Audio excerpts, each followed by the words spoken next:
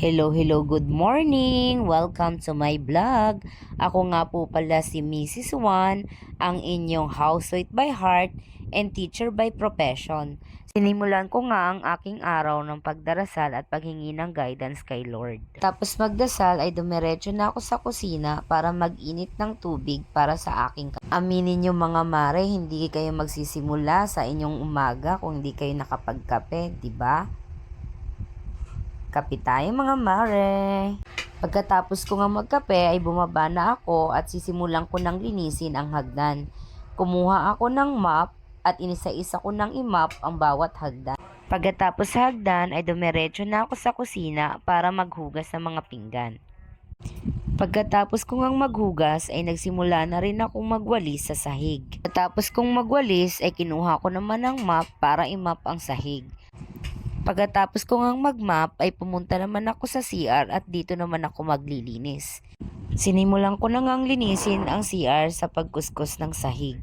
Kuskus dito, kuskus doon. Pagkatapos kong linisin ng CR ay naligo na rin ako.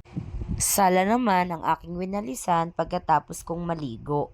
Sige pa madam, linis pa more, char. At heto nga, kakain na ako ng pananghalian. Kain tayo mga mare. Pagkatapos ngang kumain ay hinugasan ko na rin ang aking pinagkainan. Marami nga pala ang mga dahong nalaglag, kaya nagwalis naman ako pagkahugas ko ng plato.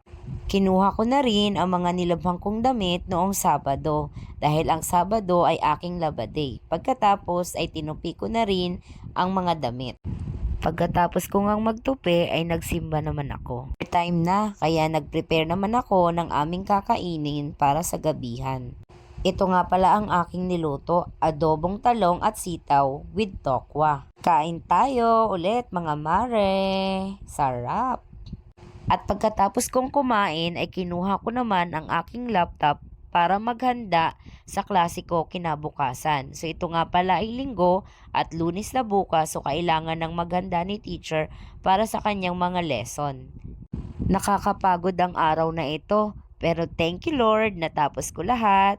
At dito na nga nagtatapos, nagdasal lang ako bago matulog at ready na ako para bukas. Bye-bye!